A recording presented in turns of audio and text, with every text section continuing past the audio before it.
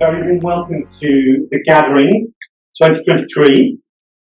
My name is Tim West, and I run a magazine called Pioneer Post, which is a magazine for the social impact community. And I'm standing up here because the Connect Fund, who are producing the Gathering, have asked my team at Pioneer Post to help support with the production and content this year, as we did in the last Gathering, which was in the same venue back when the world was a very different place in 2019. So welcome. It's really nice to see you all here in, I was going to say middle of England. Great that you've all sort of arrived in the middle of Leicester. I hope you get a chance to sort of see the local community a little bit and to go and visit Arboretum locally and various other things. We're going to, in a minute, I'm going to hand over to Ruby, who is going to explain the vision for the Gathering and the aims of the conference. But I'm just going to run through some basic stuff that you all need to know. So there are a bunch of volunteers from Pioneer Post and from the Connect Fund who are wearing very pretty purple lanyards. So we've got Nadia, Emily, Tom, Ruby, myself, and Max. And if you need help with anything, please ask any of us a question and we will try and help answer the question. There are also two journalists here from Pioneer Post. Anna and Estelle, would you stand up, please, just briefly? And so they will be reporting on the Gathering, particularly in these plenary sessions, which are also open to an external audience on Zoom. So if you do not wish to have anything that you say reported, then please go and see them and just explain that to them. In the breakout sessions, we're going to ask the moderators of each session to establish at the beginning of the session how they want to run that. Do they want to run it as a sort of Chatham House Rules session where things aren't reported, or are you happy for things to be open? So if you can establish that at the beginning of the session, please, that would be great. And then our reporters will respect that and will liaise with you about it. Similarly, use of social media, please have respect in the same sort of way. The only other thing I want to say is that there is no fire alarm expected today. But if you do hear the fire alarm, then you exit through both these doors. There's a fire escape at the back of the foyer on this floor. But what you should do, if you can, is go down the stairs, exit outside, and assemble apparently near the bike sheds by the main reception. That's all I've got to say. A very warm welcome, and over to Ruby. Hi everyone. I'm going to keep this really brief because Bonnie and Danielle are going to go over a bit more of an in-depth introduction. But my name's Ruby, if we've not met already, and I run the Connect Fund, which is housed at the Barry Cadbury Trust, and in partnership with Access, the Foundation for Social Investment. And the goal of the Connect Fund really is to make sure that the social investment sector is the best it can be for social enterprises and charities. So that's to keep it connected, to keep it innovative, to keep it equal, to make sure it's the best it can be. And that's kind of where the Gathering is also coming from. It's really a place to get together with the sector, so mostly social investors, but also the sector is made of some amazing intermediaries. And we also have a lot of social enterprises represented in the room as well. So the idea really over these 2 days is to be able to talk, to connect with others, to think about some of the more structural problems outside of your day-to-day role that you do and how this sector works best for social enterprises and charities overall. So I really encourage you, it's quite a unique event that you will have an overnight day and chance to have coffee and breakfast and yoga and a pub quiz with some of your colleagues that you might not see all the time. So I would say really take advantage of that opportunity to get to know people better. And to really then hopefully spark some amazing ideas of companies.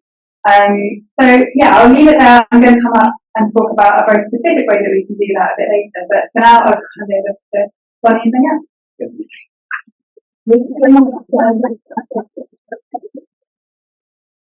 So just introducing Bonnie Chu, a quite an extraordinary person, 10 years now in the UK.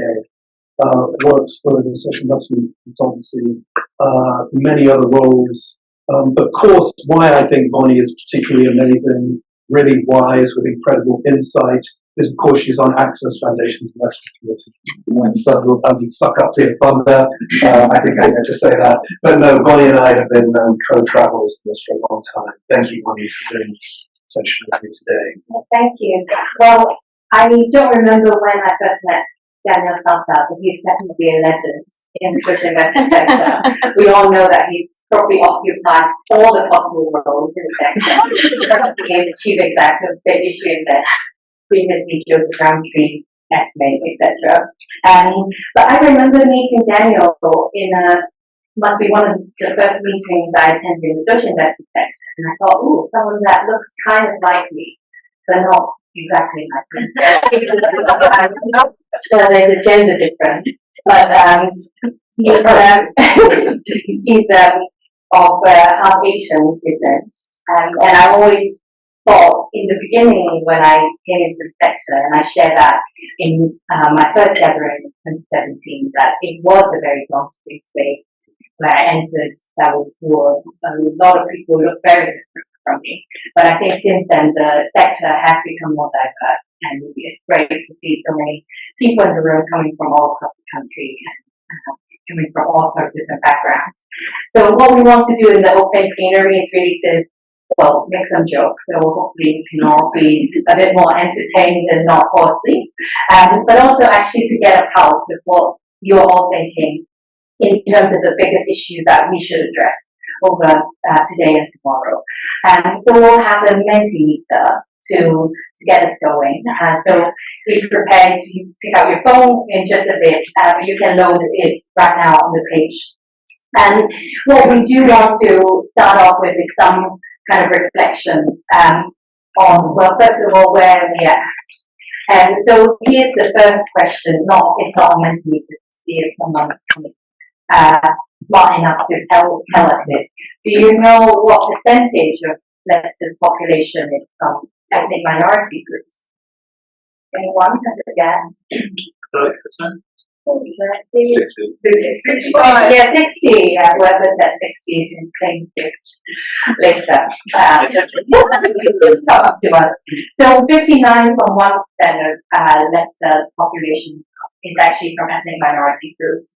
So it's alongside Birmingham, the two super diversity in the country, whereby no ethnic group claims the majority. So that's a fun fact. But actually, with this fact, last week, did people know what happened last week in Leicester? Is anyone from Leicester here? Do you know what happened last week? I'm not sure. There was actually a protest in Leicester last week where 500 factory workers, garment factory workers, protested.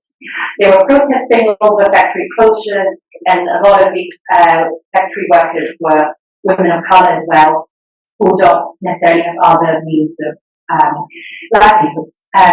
So those are just some facts that I wanted to root us why we're here in Leicester. Of course, maybe a lot of us have to take the train back and go away again.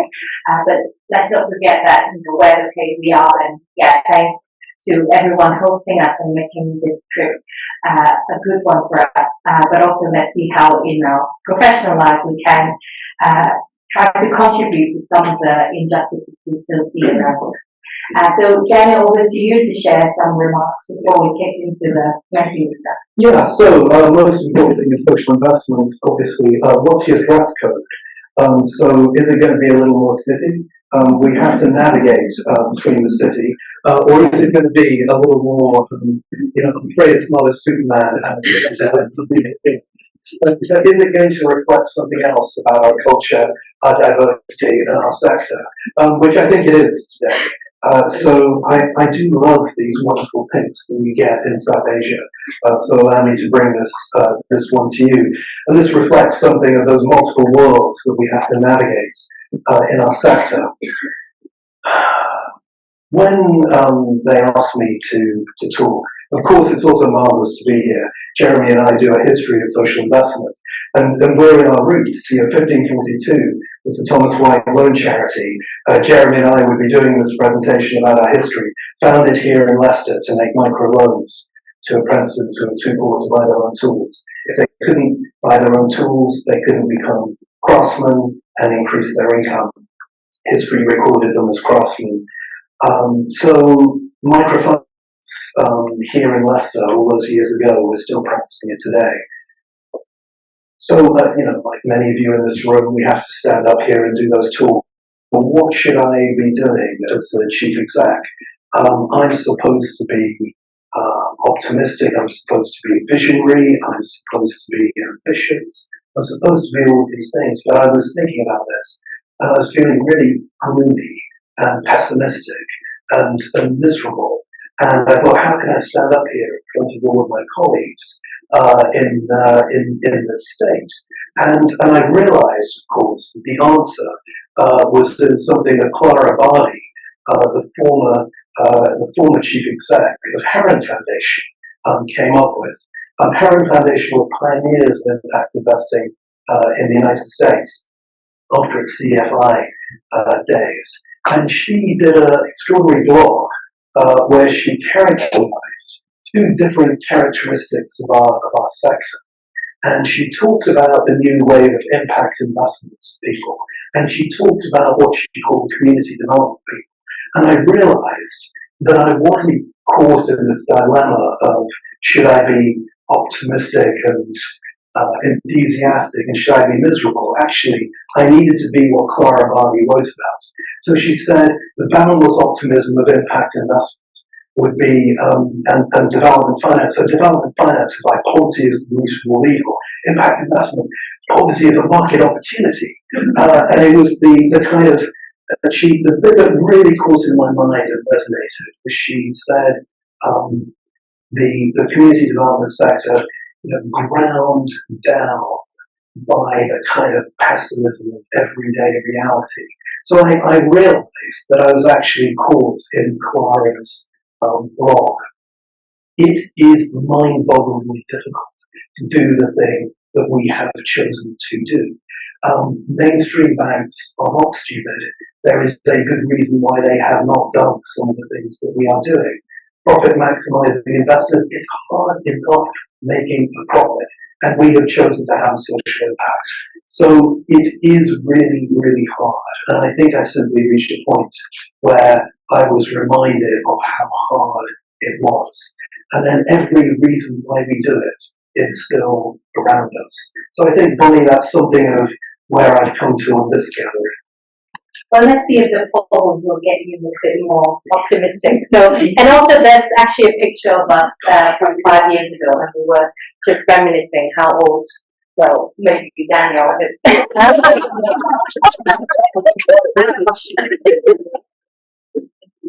So, big picture, we first wanted you to reflect on ourselves and our sector. And this is also a question that we asked last year, so we won't show the results now, but if you could vote on your phone, are we already history? So there's 4 options you can choose.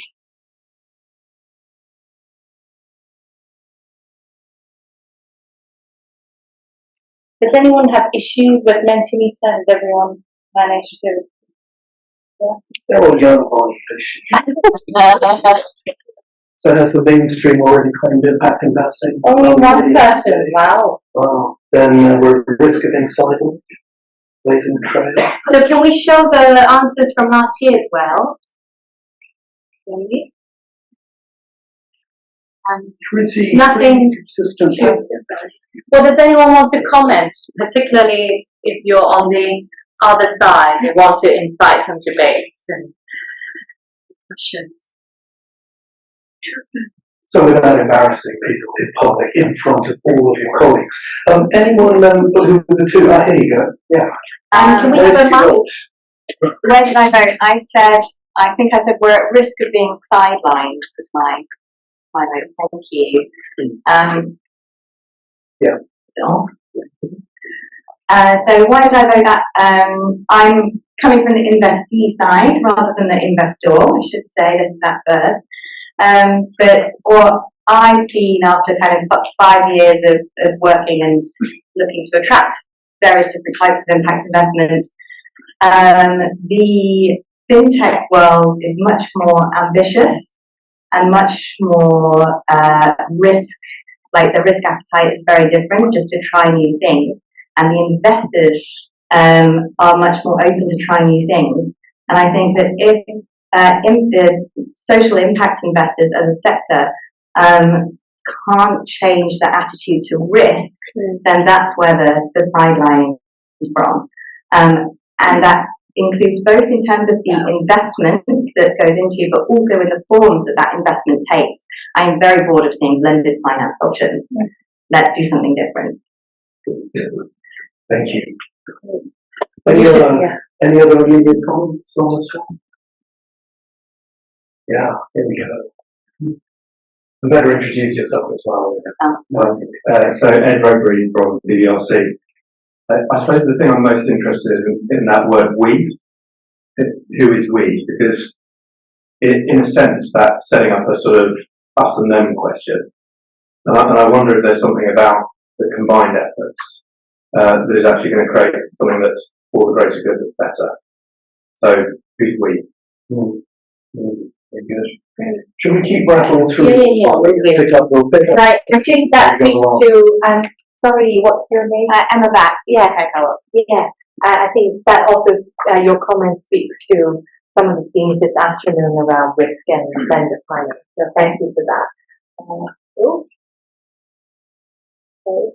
Next one. So, yeah, looking back. We were tough on ourselves those years back. You didn't ask this question, I added it in. Yeah, let's figure we need to be that. Have we caused more problems? Well, the people giving thumbs up to the question.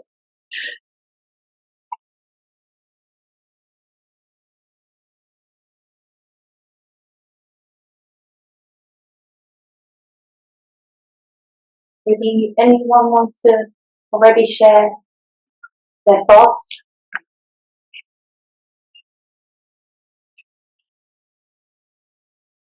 We'd love to hear from someone who's saying yes.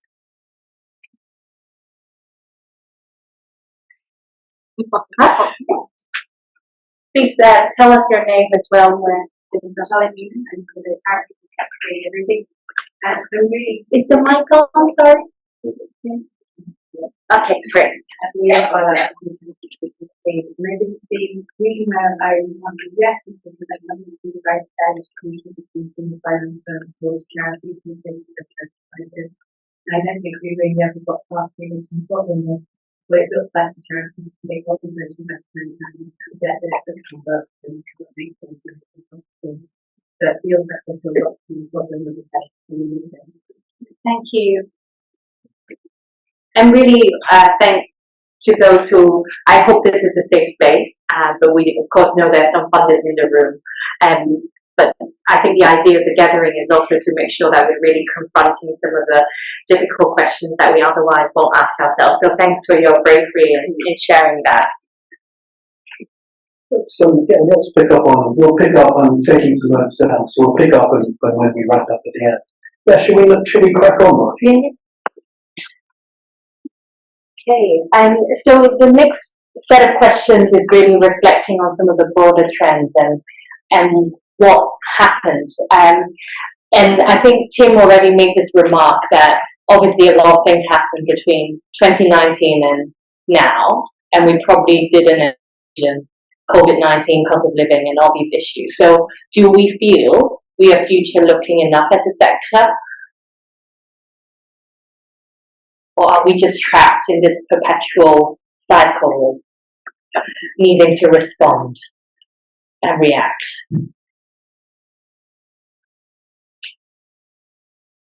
Are you more pessimistic now? And you look quite sad. We'll see where the room takes me. And do we want to invite an optimist who thinks we have thought enough of the future or think of how we can future-proof?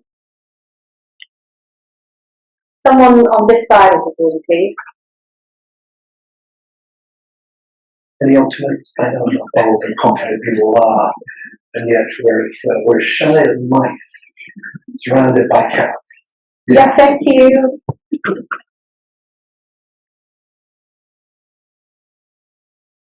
James, so I'll do yes. I think that facility is there to have the space. It's just how it all happens.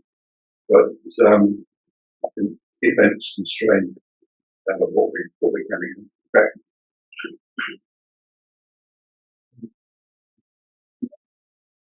And the next one, which actually we asked last time as well.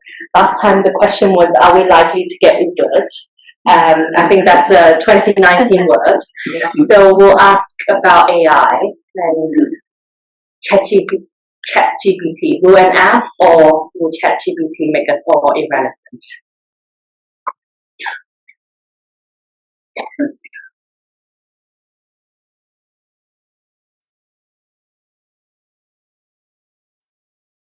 Okay.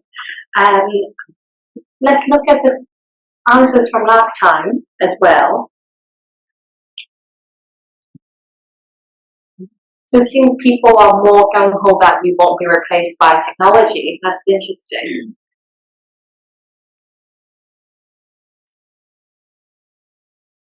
What do we make of that? Does anyone want to comment? Yeah, Sarah? The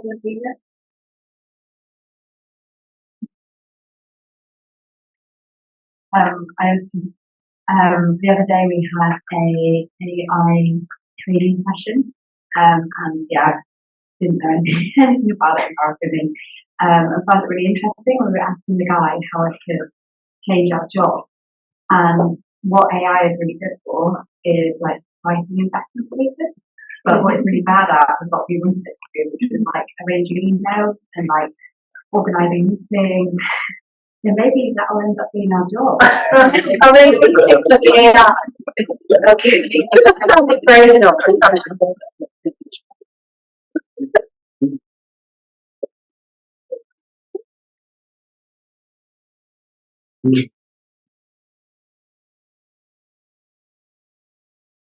Yeah, that sounds a bit anti-climate.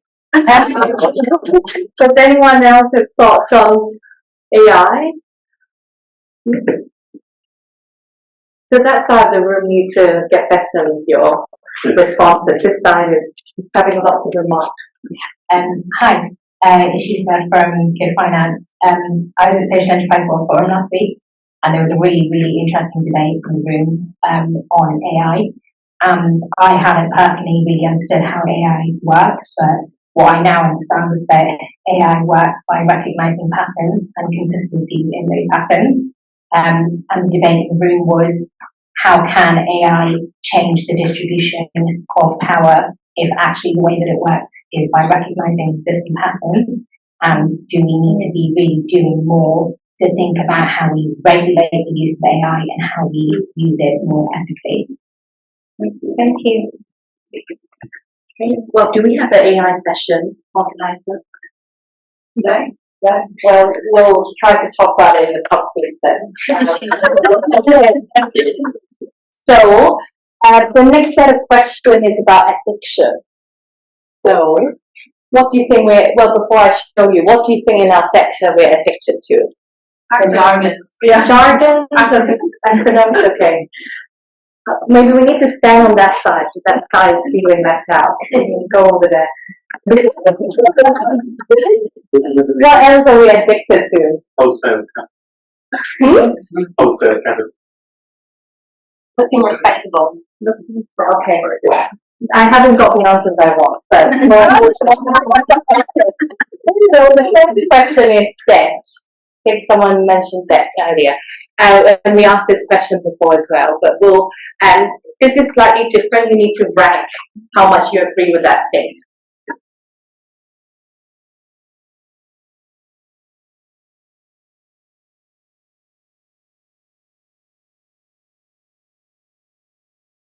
Is it working? No. Okay. you have a question? Are we talking about financial debt, or are we talking Oh, about? that's in Are we talking sector. about parallel debts that feed off each other? So I might suggest that financial debt and emotional debt are often walk hand in hand. Do you want to not go there? I think there's more to go into. But this is. I think this is referring to how much of the social investment sector is based on debts to charities and social enterprises, or loans. Yeah, so that's more the financial side. Yeah.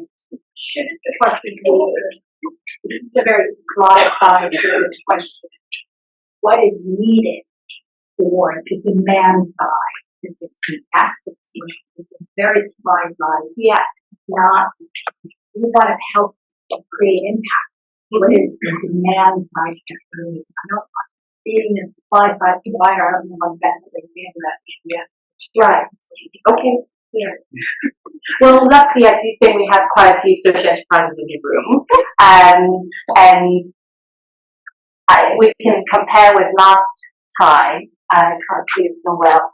So these are I think last time, we have a similar amount of people, but maybe we are less. I think we have fewer social enterprises potentially, but seems like the answers are pretty similar.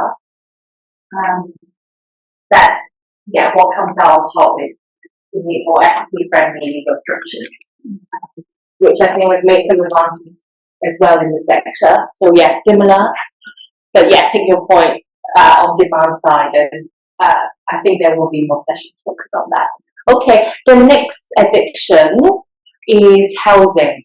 So also the social investment market now is 51%, maybe someone at BSC can correct me if I'm wrong, but 51% on affordable housing funds? 45? So this is asking some fundamental questions, what we think about this large concentration.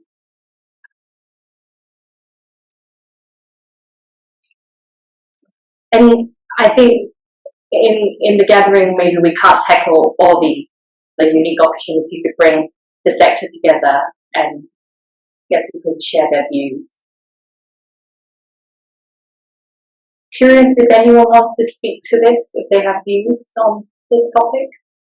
Okay, that side.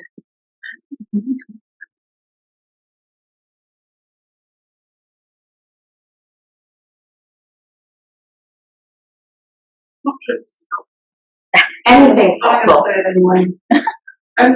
Those who know me as a data person will not be surprised by this comment when I say it's not necessarily what the data is saying, it's what the not answers.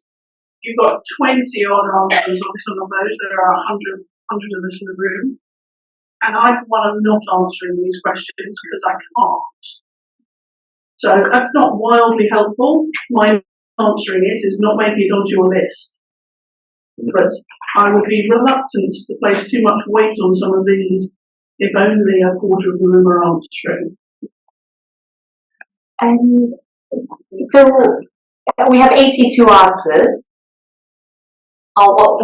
Sorry if I misinterpreted. Well, if you can add those up to everybody's answer, great. But 82 answers, I don't know how many if people. we put a low response rate, then that data is not representative of the room. Mentimeter is just a mood test. So 82 out of 100. It was, yeah. And this is just getting a sense of where are we. So no, not conclusive. Evidence-based fit. We shouldn't keep snapping through this, Bonnie. Because the idea is just to keep reading our mood. So, addicted to housing, not important. I'm a bit worried, Bonnie, about your addiction complex. Telling me something I need to help you with. So grant making, yes.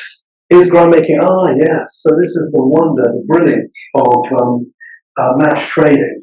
out of Alistair Wilson's School of Social Entrepreneurs, who identify that route of how do you stop a social enterprise getting drawn into grant dependency. And this was his match trading. You get a grant to match your trading. So are we addicted?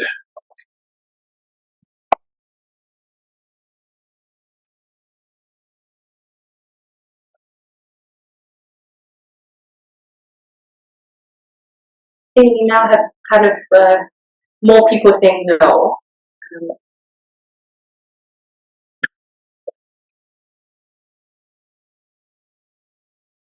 But maybe anyone wants to share some optimism too, like particularly grants has enabled us to deepen reach and impact. So then anyone wants to speak to maybe their own examples on this? Yeah, but yeah. Mike here. Thank you.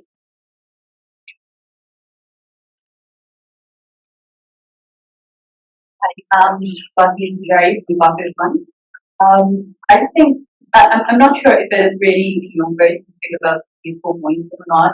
I just think we need to destigmatize brands and sort of I would even flip the question and think, is our addiction to financial sustainability? Just looking at it from the perspective of how do we become financially sustainable in addiction as opposed to brands? Because I think every sector, every organization is in some way or the other getting financial support from somewhere or the other.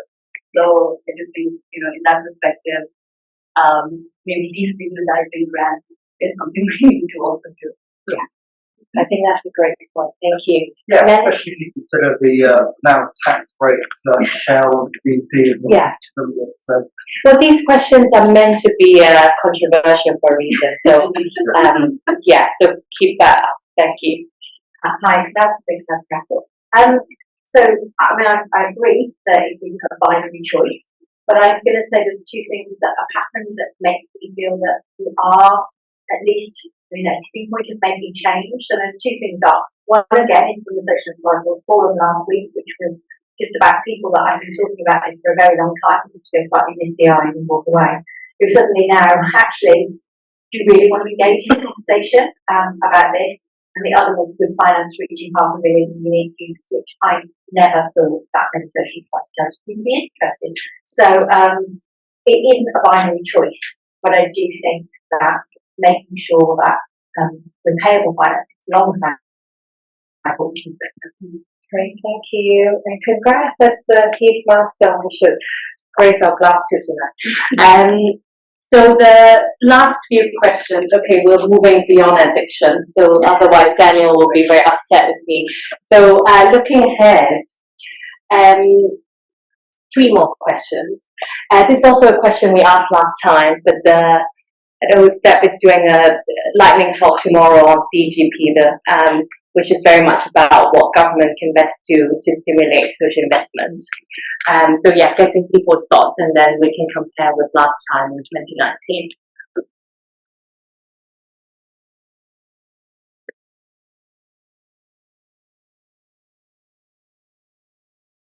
And we'll kind of share all these answers through the share out that Pioneers Post will do. So lots of data to dig deeper into. First loss capital coming out has place. And can we go to the last time, what people altered? Yeah.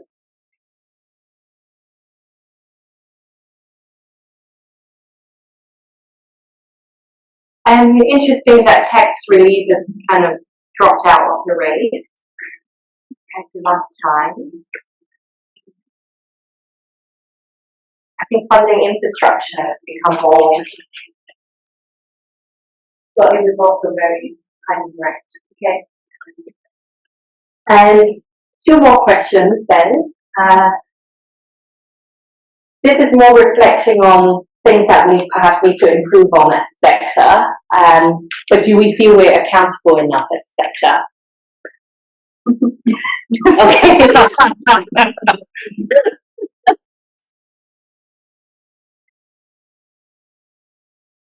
I think the person who spoke Yes, okay, two. Maybe they wouldn't want to say anything.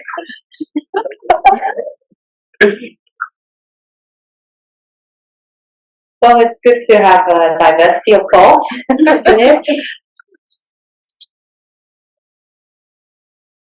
Okay, well, what can we do about it if it's so overwhelming? No. Are there just spotlights of things that people want to say on what we can do or what you're already trying to do to improve accessibility in your work? Yeah. I think there's not enough people working, sorry, Mary wrote down before, not enough working in the social investment space. Not enough people working in the social investment space who come from social enterprises at the background and who really understand how it is scaling small social investment. Thank you. Well, that relates to our next question as well, whether we need more new blood in the sector. So Daniel and I said maybe next time we won't come to a gathering because he needs to go somewhere else and to do something else. It's our third gathering, so I think too many people have been around too long.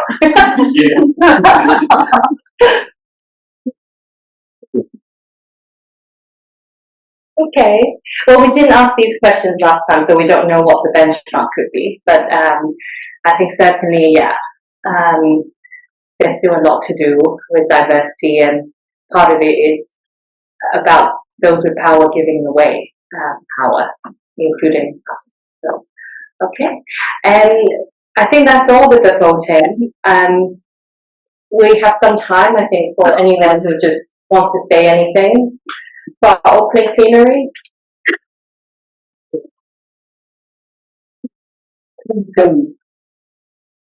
Thoughts from me on this from the first gathering.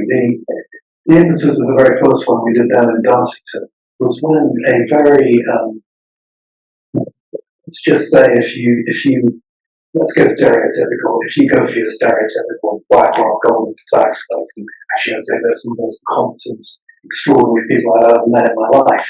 But you would say probably not short of confidence. And this person said to me, I'm too afraid to pick up the phone to make something together. I'm too afraid.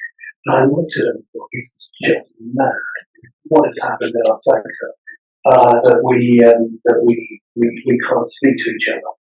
So one purpose of that original gathering was just to say, come on, let's get in a room and sort this stuff out. Then the second piece of it was, wherever we have observations, thoughts, problems, well, who is the sector? I'm kind of looking around the room. It's us. So if they are our problems, they're ours to own and ours to solve. And I think that's the second bit to a gathering purpose. To go, well, let's solve this. Let's hack it around. Let's do it. I think our third bit is that I think it falls to us to be kind of pretty clear-eyed on this. And those of us who have been around probably rather too long, if I am turning into Clara Barley's blog in my world, I'd take us back to 2011, in fact pre-2011, 2001. Around 2000, the Social Investment Task Force came into being. And the reason for it was to say, how can we start giving impetus to this emerging social investment sector? There was no community investment tax relief. There were a handful of CDFIs. The early social banks were there. How could it be taken forwards? And I suppose step by step, the big brains came into the space when social finance pitched up in 2004. My sole description of them was the big brains for the advantages and disadvantages of that. Big society capital. When 2011, I think £800 million market size investment. Last market sizing estimate, 1.4 billion. So for all of the problems and all of the issues that we've got, money has moved. Money has moved. So if it's moved once at that scale, I think we've got the opportunity to keep moving it and solving these problems. The charity finance piece, one of the most extraordinary things I think that's happened is actually the capitalization of the banks. When I went along to Charity Bank's 20th anniversary, we started out, we had £6.2 million. That was it. That was the whole of what it had. Now a multi-hundred-million pound size bank, £1 billion Unity Trust Bank. That's fantastic. So a capitalisation of a bit of our charity lending sector, yes, that is doing the secured finance bit, has happened. For those of us in the unsecured finance space, if you look at that same market sizing piece, no wonder I'm sitting here in my Chuck Clara Barbie blog, because that sector has not quite grown at the size and the scale that the others have. And finally, I'll just pick up on the piece there. Just on our housing piece at Joseph Rowntree Foundation. I remember looking at this where we had more than 4 million homes in the private rented sector, 750,000 not fit for human habitation. That's where people in poverty are. 100,000 a pop to turn that round, 75 billion that we need to bring into this sector. So our challenges are very, very, very big, even in the areas of this market that look like they have done so very well in this time. And I think that's our challenge, keeping pushing out the parts that we have not reached in the business. So, yeah, just far away. Thanks. David Neame from MPC. You both have a great vantage point in terms of your understanding of the sector, both longitudinally in terms of history, but also in terms of the breadth of your knowledge of the sector.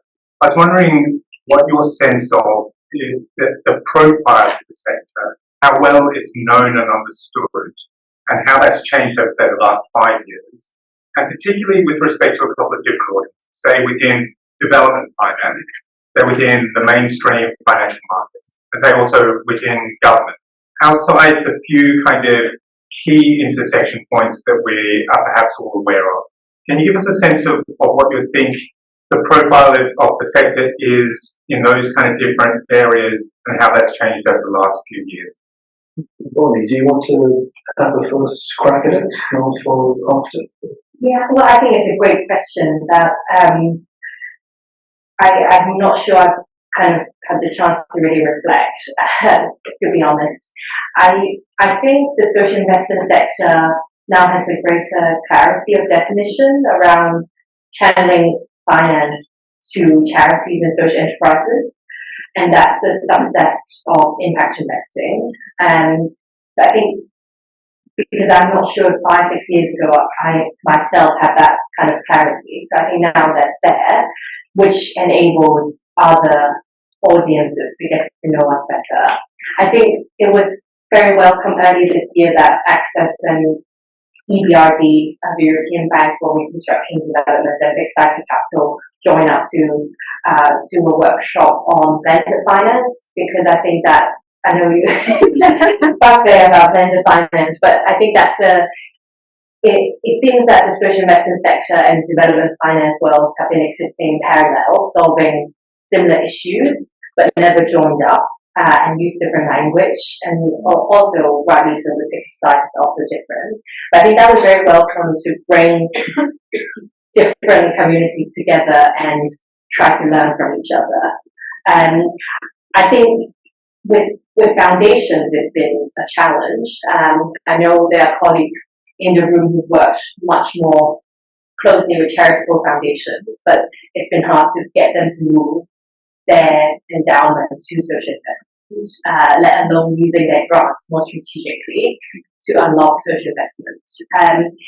I don't know whether the challenge is because of the target group we work with, charities and social enterprises, and that, you know, the problem we're solving is not necessarily a very sexy one, because it's ultimately about financial sustainability and enterprise models to solve social challenges rather than addressing the social challenges directly. So I don't know if that is simply the nature of things that we can't unlock, or is it that we've been too technocratic in our explanation. I think it's probably a bit of both. And I think we need to get better with improving on our storytelling. And Dilys will talk about pathway funds a bit later. But some of the challenges with Black and racialized communities in accessing social investment if they don't understand it and have personal relationships with finance, that has meant taking on debt is very traumatic, and we haven't been able to tell that more positive story. And I think also if we look at the findings from the Mentimeter, it seems things are a bit pessimistic as well. So we need to kind of find that optimism in us to find those bright spots, which I think many of those are in the room to tell a different story. So if you want to cheer up, talk to Jonathan Jenkins, back right corner of the room. He's a Tottenham fan, died in the blood, top of the table. So he will give you, let him be Tottenham to my Millwall. Millwall, nobody loves us, we don't care. That's like, and that's their shot on the text. Nobody loves us, we don't care. There's something of that in that's actually our most charities and social enterprises, like most small businesses, don't borrow and don't take on investment because they're not stupid. It's like, why on earth would you take on money that you have to give back unless you really need to? And that's the bit where we come in that provision. So in one sense, I think I'm unsurprised most people haven't heard of social investment because most people don't need it most of the time. I think the perception is growing, and certainly in the commercial sector, in a way that it just was not before. You walk in the room with talking about social impact investing, and people would be polite to you if you're lucky. Now at least people might say, oh yeah, I've heard about this impact investing. Asset quality is a sector, I know there's something there. So I think we're having conversations which we wouldn't have before. But I think for the commercial world, it's discretionary, not mandatory. It's an interesting thing to look at. The driver to get across the line in a way would be a diversified portfolio of assets. Not quite there. So progress to a limited extent. And I wonder, does it matter? If you need it, you'll find it. And it's here in a way that it hasn't been before. We might need to improve reputation, might need to rebrand the gathering. It sounds like a satanic cult. Okay, so on that note, we'll pass it back to the director of the open plenary to continue the conversation.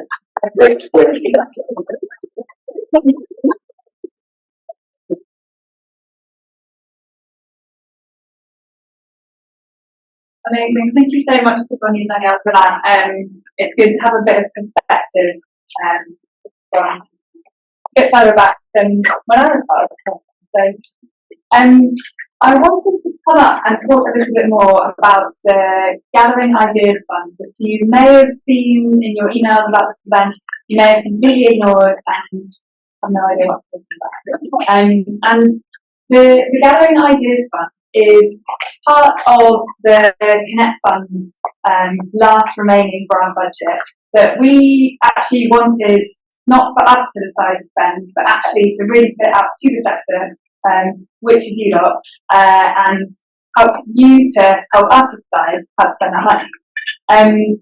Just to give a bit of overview that the Connect Fund is looking for projects that benefit the whole sector. So this Ideas Fund, which will be 5 pots of 10k, are to help grow ideas that are sparked here, rather than just to benefit your individual organisation or social enterprise. Because what we wanted to do is often at conferences you'll come along and have amazing conversations and ideas and say, oh, this is so wrong, I'd love it if it was like this. But then often you go away and don't have the time or energy or space to think about that or take it on. I actually think the gathering is something different to that because previously lots of other amazing initiatives have been sparked from it, like Capacity Forum and other funds have grown from this event. So we wanted to sort of build on that momentum and actually put a bit of money behind that as well.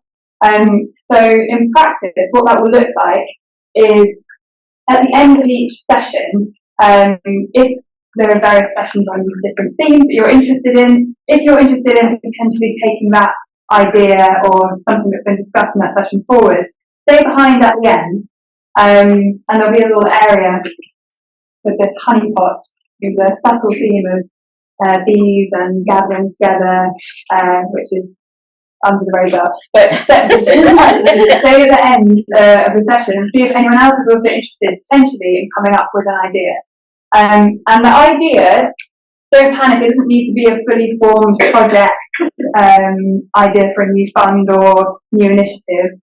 What it can be is almost a theme and a commitment to exploring it with another organisation or another couple of different organisations. So these smaller pots of money are not going to go so far. We understand you can only do so much with 10k, but it's allowing that space and time to think and hopefully develop after this conference. So I hope that we actually get some ideas in, because we may not get anything at all. That would be a bit sad tomorrow if I answer. But there's a couple of different ways that we'll be looking at this. So there's the app, which is the Wellbeing Protocol app, which Mark, who is the founder of the app, will talk us through a little bit. But I also wanted to mention, the idea of typing out an idea on the app is just too overwhelming for you, too much. We've also got some printed out sheets so you can write down your idea, the other organisation that you're thinking of developing it with, and then one of the volunteers, just hand that to a volunteer, and we can submit it to the app for you. Mark's going to go into detail about the app and what that means and how you're going to be able to vote and then allow that idea to come into life. But essentially we'll be voting on the ideas that come in, and then the top 5 ideas we'll take forward with the Connect Fund, do our due diligence on, and hopefully come to allow you to take the ideas from the government forward into your government. So I'm going to hand to Mark to give a bit more details on the background of this app and how it's being used. He's actually coming from New Zealand, so he couldn't mention it today. Some traffic like that. But yeah, basically, he's going to explain a little bit more about some of the participatory methods and the way this has been used. This is a theme that will also, there's a couple of sessions on the conference around participation, and it's a theme that Connect Fund have been looking into and funding with projects such as Barking Dagenham Giving and Shift. So we've got some really interesting work in that area, and we really wanted to live it as a fund ourselves. We're funding it to do that work, but then to not be thinking about it ourselves in the way that we make grants. So it's a little bit of an experiment. I hope that you'll get on board with it and be excited about it. So I'm going to pass to Mark and he'll give you a bit more details about the Wellbeing Protocol app. All right, so can you hear me? We can. 1, 2, 3. You can. Cool, excellent. Yeah, it's a bit scary. I can see this huge picture of me on your wall, which is quite scary. Anyway, hello, my name's Mark Pascal. It's 2 o'clock in the morning here in New Zealand, so I may be a bit wired with 4 cups of coffee. So I am the founder of a project called the Wellbeing Protocol, and I'm just going to talk a little bit about that project, and then I'll show you the app. So I've just got 10 minutes, so I'll be very brief. I grew up in Kent. I spent the second half of my life in New Zealand. I'm a technologist, spent most of my career in software development, and the last 6 years in the crazy world of blockchain and Web3 and cryptocurrencies. 3 years ago, I sold my business and started the Wellbeing Protocol. So we're a charity based in New Zealand and also have a CIC in the UK now. To understand a bit about what we actually are doing, can you see my screen? Yes, I can. Yep. So this book sort of helps to explain the sort of the heart of the project. This is written by an Indian gentleman called Raghuram Rajan. So he was the ex-head of the Indian Reserve Bank, ex-chief economist of the IMF. And he describes some of the problems that we have as being related to the society being supported by 3 pillars. We've got the free market, the capitalist system, big corporations. On the left-hand side, we've got the state, the government in the middle, and then we've got community on the right-hand side. And the way he describes it is over the last few hundred years, through the Industrial Revolution and more recently the Tech Revolution, they've fundamentally changed the balance of power. So power has become centralized in the big corporations and also centralized in the government, and that's what technology has done. And all that has come at the expense of community. And he argues that this misalignment is at the heart of many of today's systemic problems, from loneliness, depression, through to inequality and the environmental breakdown. So for us, our project, the Wellbeing Protocol, is really about how we can use technology to increase the power of community, how we can empower community, how we can scale localism. And so this started three years ago for us, and we went down a whole bunch of rabbit holes of research, including things like Ostrom's principles for managing the commons, feminist economics, and blockchain stuff, and also a lot of work with our indigenous culture. In New Zealand, we're one of the few nations, as you may know, who haven't sort of completely obliterated our indigenous culture. So we sort of worked a lot with the Maori culture. About a year ago, we got a big break. We managed to persuade the New Zealand government to fund us, to give us about $160,000 to explore ways where we could reimagine community grant funding in New Zealand. Excuse me. So we work with central government agency and a trial community, a Maori men's health group called Tana Oera. These are some of the guys, and we've got the funder on the right hand side. They were a small group of Maori men who started about a year ago before us, and with the purpose of supporting Maori men's health in the local area. And Indigenous health is a real problem in New Zealand. And they were quite typical because that group was struggling to get funding from traditional sources. It didn't align with their sort of cultural framework. And so they're a fairly typical group. So we worked through a series of workshops with this group and the funder, and this is kind of the model that sort of came out. First of all, before I talk about the model, from our perspective, what is community? So community is just simply a group of people who want to do something positive together. So we often refer it as the well-being commons.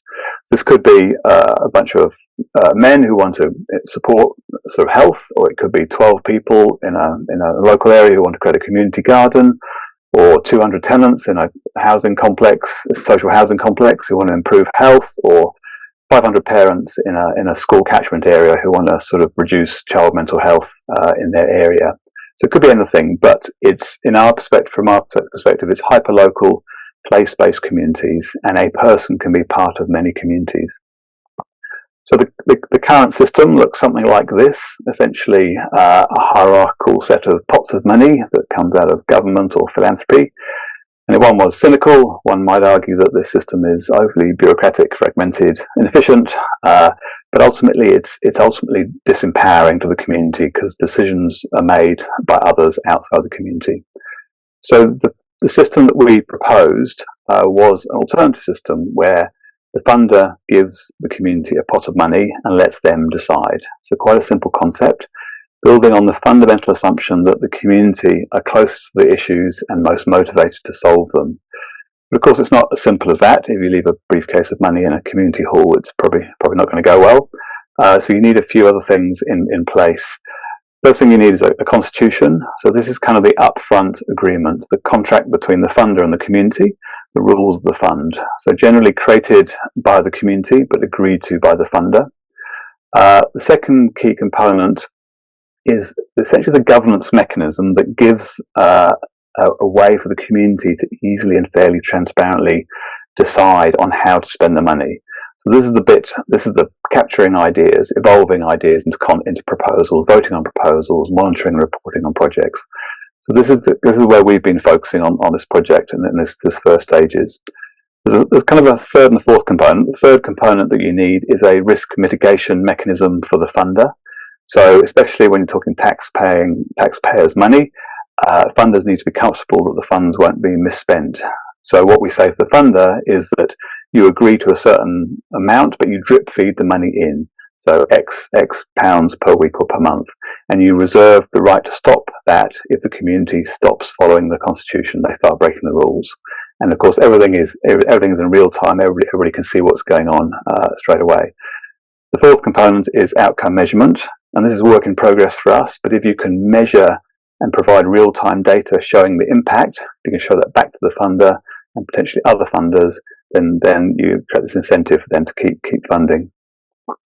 a key design objective for us in this system was to design a system that increases human connections and relationship building. We didn't want to use technology so people would be sitting at home in front of their screens. So we wanted more of the community meetings and the workshops where proposals are discussed, etc. But we just want that final decision making to be fairer, more transparent and easier. So the stay-at-home parent who can't get to the community meeting, or the person with the quiet voice, still has the same power as anybody else.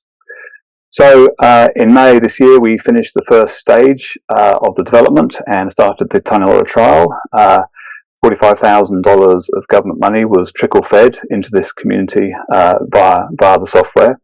And it's gone really well. So we're just coming towards the final months of the trial, and we're sharing our findings with central governments, and they've indicated they want to sort of scale out and replicate this around the country. Last month we started our first trial in the UK with the Social Innovation Partnership in the social housing space. I think Daniel Morris is in the audience. Stick your hand up, Daniel. If any of you want to talk to him about how it's been going, please do chat to him. He's happy to give demos as well. And we've got 10 other larger scale trials planned, both in the UK and in New Zealand. So I don't have time to show you all details of the software, but as Ruby mentioned, what we've done is to open up a part of the app to help. So the ideation part, which is the key part, we've opened that up and shared that with you so you can use for the Gathering Ideas Fund. So I'll just show you how that works. So good for kids many years ago. Okay, so this is my phone.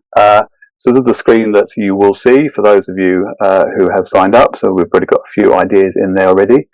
So this is the part where you allow you as a community, in this case you, allowed to come up with ideas and prioritize them.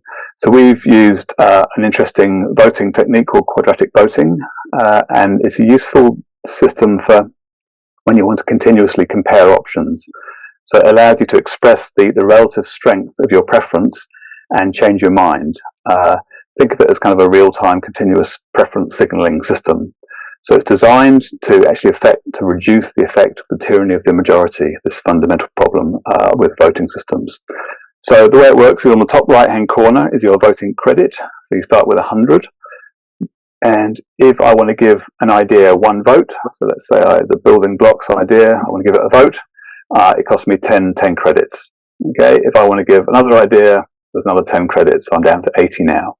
But the quadratic part is the expanding museum of happiness, if I like that a lot, it's going up the top already, no, let's say Ruby's Cupcakes. If I want to give that one vote, I can.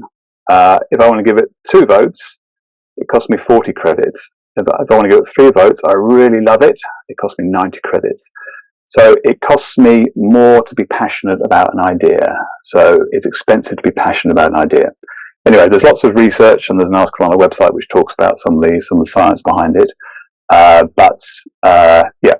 So just to finish off, go back to the slides.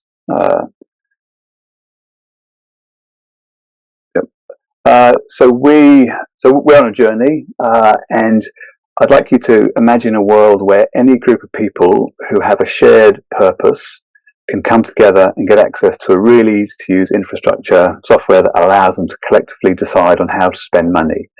Imagine the UK where we had 10,000 or 100,000 of these community groups across the country all doing this, all making decisions and allocating resources to what matters to them at a local level.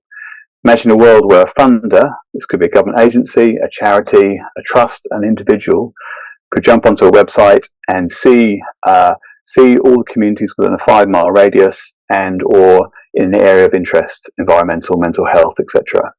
And with 2 clicks, they could either get involved, donate, or stake money to support one or more of those communities. And a larger funder could be automatically direct funding 1,000 communities and getting real-time feedback and impact assessment reports.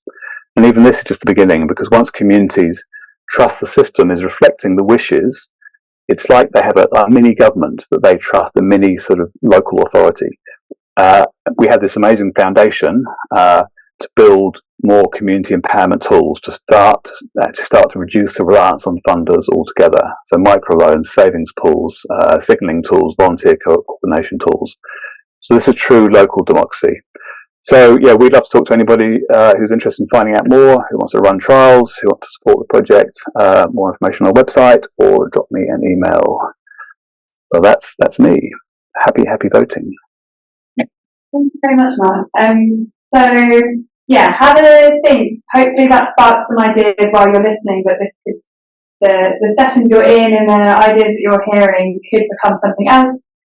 Then you just need to put that into the app, and then I'll pop up at various points in the plenary tomorrow, and then also in the final plenary we'll make the final vote and decide, because you can start voting already, but you can also change your mind. So it's kind of live, and if more ideas come in, you can change your vote. So it will be quite dynamic until the last plenary where we'll hopefully make decisions on what I do. So yeah, thanks very much. I hope that you'll come along with me on this with the participatory journey that we're testing out. And now I'd like to invite Sid to come up and give us a little lightning talk on the pathway. Yeah. Brilliant. Great. My name is Dylan Smith, and I'm the project director at the Pathway Fund. Just wanted to give you a spotlight on who we are, what we're about, and what we're doing. And what's interesting, as I read through the list, were two things. First, it's great that a lot of people that I had got to meeting with, due to meet, were here, so I can through my checklist in the next couple of days. But most importantly, what's important was looking at the list of organisations that most of you are working in areas of racial equity, working in areas where you're looking at social mobility, looking at education, and you're looking at community cohesion and resilience, all of that interlinked with what we're doing. In terms of the Pathway Fund itself, just cast your eye into what we're about and why we were set up. We're set up to be a dedicated wholesaler which is focused on racial equity. And the reason being, to next slide please, is that, Bonnie spoke about us being here in Leicester, which is really important and resonates with the Pathway Fund. 60% of the community here are from a black or racialised background. And as we see the stats here, what you're seeing is for £1 that reaches a white British household, you're seeing 90 to 95 pence reach Indian household. You're seeing 50% reach Pakistani household, and you're seeing 20% for Black Caribbean and 10% for African or Bengali. And so when Bonnie talks about the garment workers going on strike, you can actually see why he would. You can see the disparity in this figure. You can see it's long, it's been going on for a long time. The stats aren't changing, and they're actually getting worse.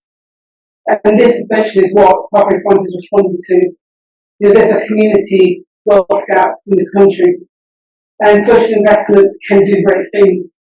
In all of your work, I'm sure you can point to communities or efforts that have been made, and really valuable social as well as economic investments.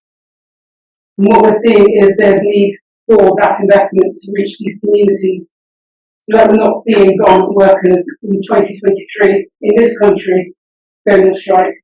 We're not sitting in this room where we don't have any rep from Leicester itself, and these are the communities that we're here to serve. And to Daniel's point, he was about to go to Superman there. But I would encourage you all actually to see yourselves as superheroes. And I say this because I was speaking to my son, who's less than 9, about what we do. And he felt quite defeated about all of these stats, and I felt quite guilty. But he did say what we need is Superman. And I would say, given the work that we're all doing, we're all charged with supporting the communities that we're here to serve. And in what we are, that's Superman. And I say this because, we're here to support and invest in various communities up and down the country. And you are really the way the superpowers and the supermen in the audience. And so I'd really charge you all over the next couple of days, as we do ourselves at the Pathway Fund, around what is our obligation, whom should we be collaborating with? And this is a whole, society effort. And so how do we really work together to make much more meaningful investments so that we're closing this gap? Next slide, please. And as I said, social investments, we can point out where it has worked. And we know that it's a journey. If you look at even 10 years ago, we were not having this conversation, even 5 years ago. And so progress is being made. However, we're still in a situation today where 2 to 5% of social investments have actually gone to black and racialised enterprises and charities. The gap on that is closing, so there is progress. However, when we're looking at up to 5%, we're looking at a community that makes up 80% of this country. And what that shows is that there's that gap. What we do know is that black and racialised enterprises and charities are less likely to access or take on social investments for a myriad of reasons. We also know that in terms of where the investments are going, they're missing our communities, and that's a huge missed opportunity in terms of unlocking that capital and unlocking wealth.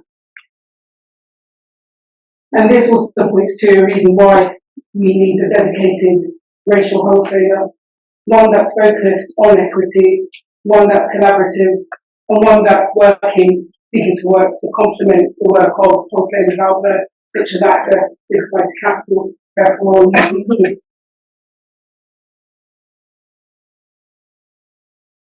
Some of what we've been doing at Pathway Fund, and we've been busy. We launched in November last year, and in that time we spent quite a bit of our efforts in speaking to black and racialised enterprises and intermediaries to find out, one, what's the role of the Pathway Fund in what you're doing, how can we best support, invest and mobilise and platform your activities. Over this year we've spoken to BN intermediaries up and down the country to ask those specific questions, and resoundingly what came back was that representation is important. Representation within our organisations, representation in terms of how funds are designed, deployed, and representation in terms of what impact is felt and where.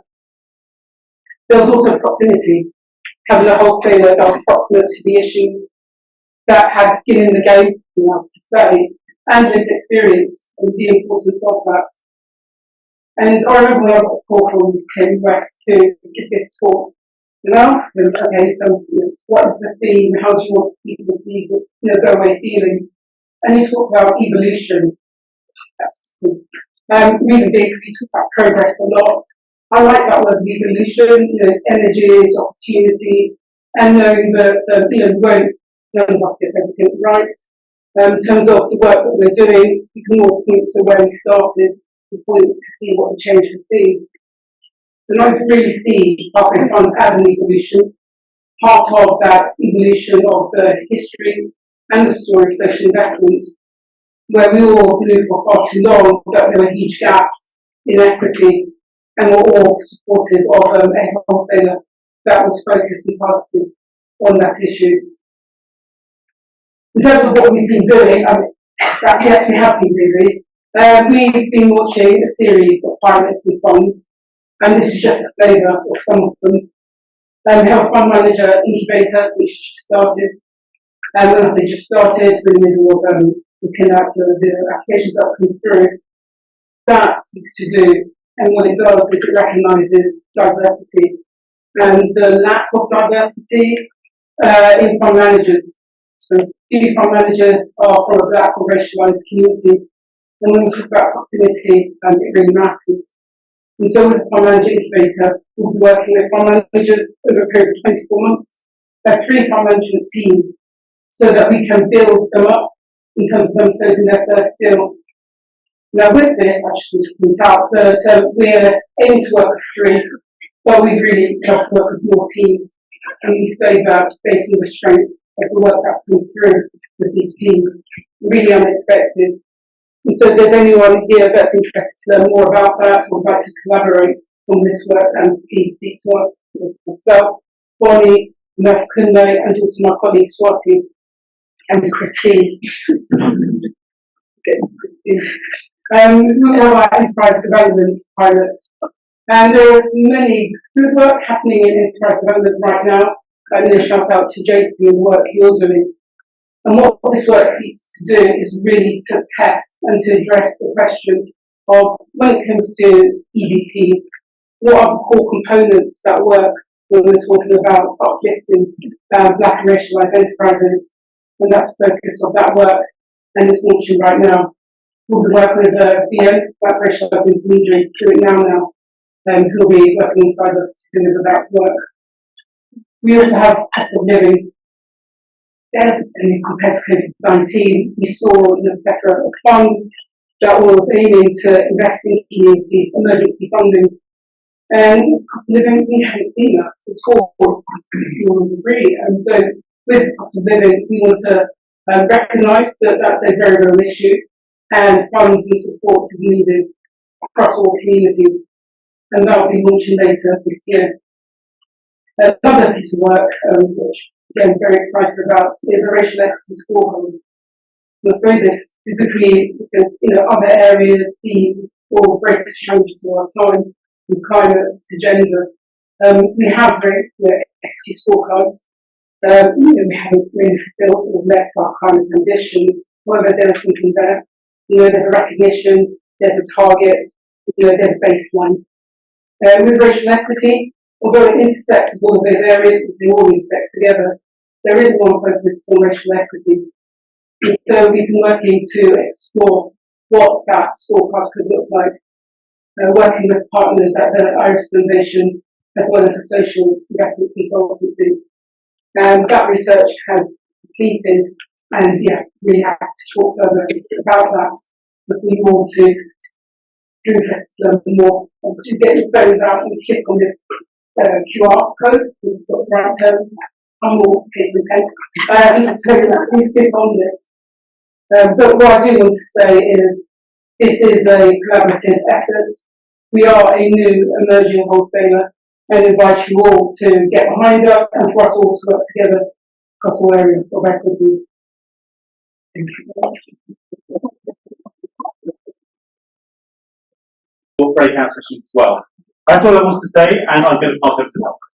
Thank you. Right, just checking that's working. I don't normally use a microphone, but hopefully you can all hear me. Right, so we're on to this final session before you get to your tea break. Somebody asked me to read the microphone. I said if we get to the end of the session without any questions, then I think we're definitely doing something wrong. So, this session, the publication for this session is a lot of the ways that social investment works are rooted in the shape and the nature of wholesale money. But too often the debate focuses on this, and this session aims for a real grown-up debate about the actual choices and trade-offs. Of course, to do that, I need to have this fabulous panel of speakers. And I'm going to introduce them, and I'm also going to say a slightly different cut to what's on the screen, not least because unfortunately Susan Axwell's not very well. She's travel, so it's a real shame. And also Tej had a family emergency. However, they won't, you won't get away with not having their contribution, as I have some notes from them that I'm going to share those alongside. But I am really pleased to welcome Chris White. Chris White, who I think you described yourself now as a jobbing NED, that's what you said. But Chris White was previously the CEO of Catch-22, a large social enterprise working in the field of justice and reform and different children's social care. And alongside that is trustee of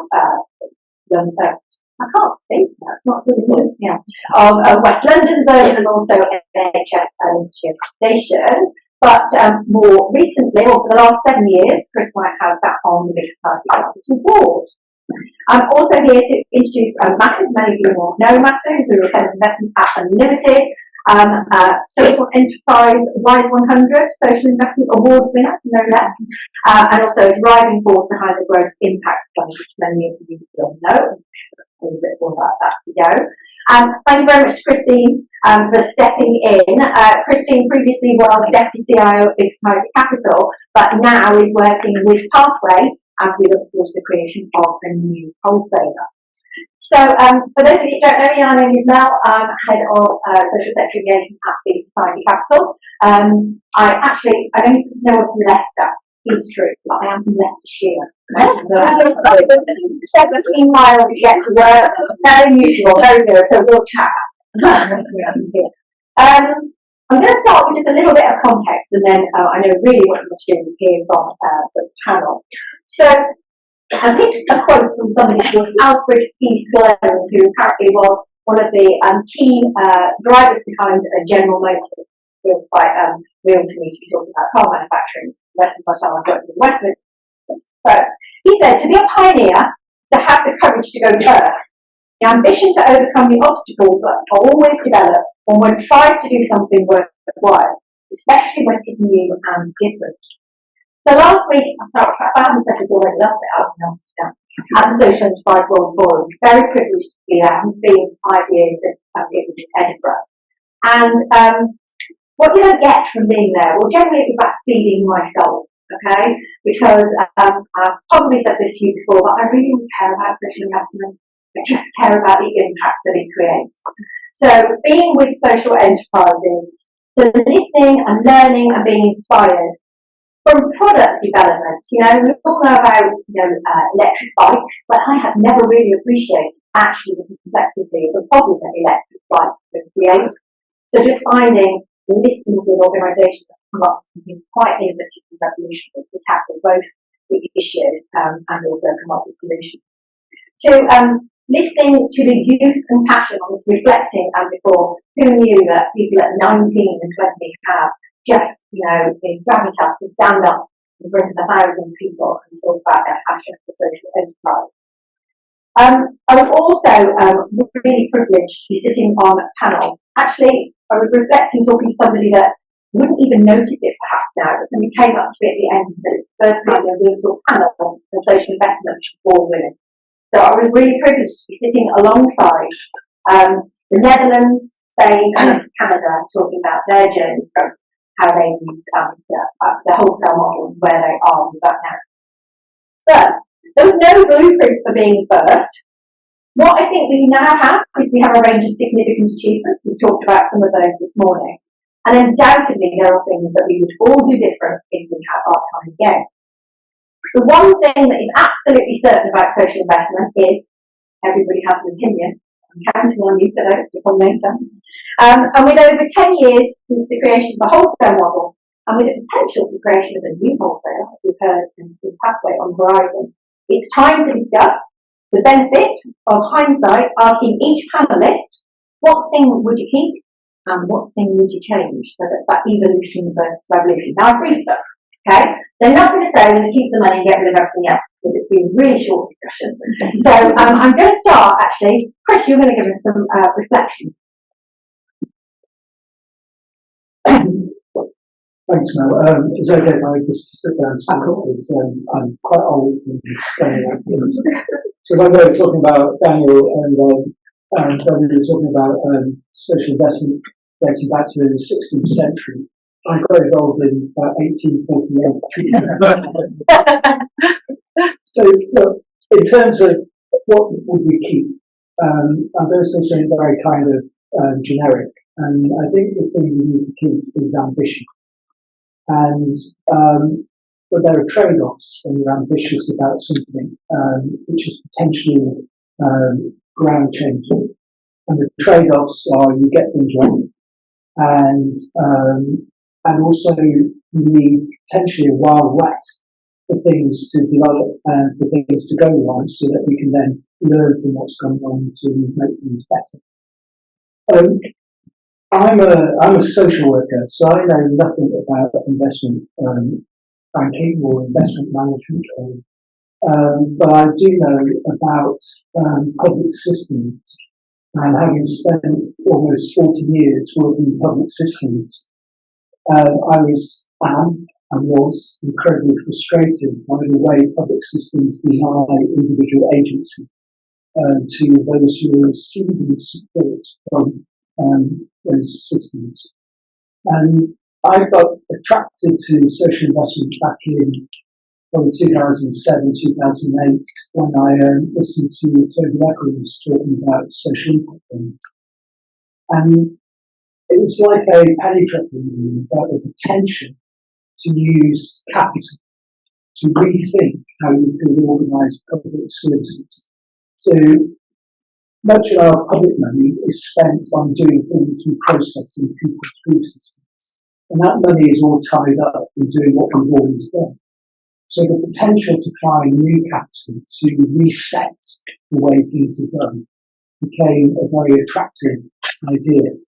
It was about the same time I also moved out of the public system, or out of public services, and started to work in the social sector, and ended up running a relatively large social business. I became fascinated by the combination of impact and business disciplines and commercial discipline. And I was thinking, this is something really interesting about how these two things combine. And it was very different from working in a publicly funded public service where the tap was always on. The tap might produce less money, but it was always on. You never had to worry about cash. I didn't even know what a debtor did. And but cash became really important in my sort of organisational life. And then I thought about how do you access capital in order to be able to do things differently. And so this whole kind of social investment world opened up my eyes to thinking differently about how you deliver impact. And then Daniel referred earlier to how PSC has been a catalytic influence in this. From 10 years, 11 years ago, there's about £800 million of money in social investment type money to very crowded in now, which uses with 9.4, which is a pretty remarkable achievement. But if you look at global assets, they're probably worth $400 trillion of global assets. So you start to think, what if you could do something really powerful about accessing more of that money? And you look at lots of Ronnie Cohen talks about there's something like 2.2 trillion of impact investing monies around delivering impact. And so the point around ambition is there'll be lots of things that don't sit easily with people as we try and think differently about solutions. But there's lots of capital out there. And you combine that with these shifting demographics and values. People want different things. People of a different generation from mine have grown up thinking differently about what returns on investment might look like. And I think that creates a huge opportunity to reset, rethink, to continue to come up with new ideas, new ways of doing things. And so my final point on ambition, and Phyllis kind of helped me think this through in her presentation just a moment ago, and also Mark's wellbeing process, is I'm really interested in how social investment has the potential for democratization. So if you go back to my opening comment around agency and social work, denying the agency, I didn't say this, but I need to say, our social work denies, in my view, denies agency from those who are recipients of social work interventions. And you think about how if you could give people agency, if you could get agency into communities, so communities can start to run their own services, or they can have influence over their own utilities, access to services. And then we start to unlock this incredible potential for resetting and redefining how our systems organise and operate. So for me, the thing to keep is ambition. Yeah, thank you, Chris. Can I answer every question?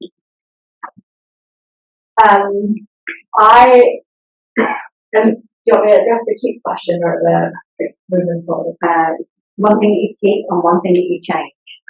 So short and sweet, I would keep the ambition we have around equity, diversity and inclusion. I think we're starting to do a lot of work in it, and we need to keep getting our houses in order. We need to keep investing into racially minoritized and other diverse entrepreneurs. And I think the work that Pathway is doing is really going to help with that. And I would stop on that because Christine is also on this panel. The one thing that I would get rid of, and I've tested this with my team, so hopefully I don't get too many boos, is the operational structures that we have that are linked to financial risk. And I'm talking about introducing impact-linked compensation into our work.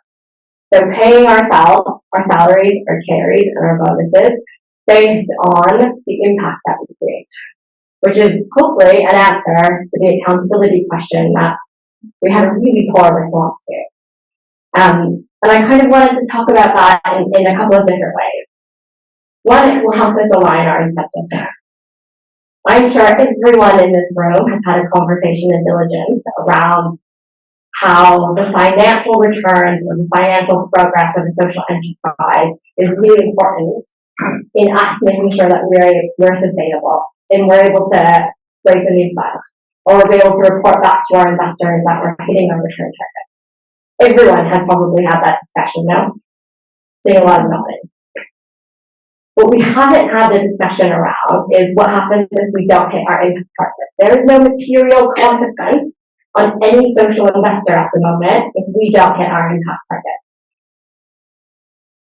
So I think it's a really interesting way to align incentives.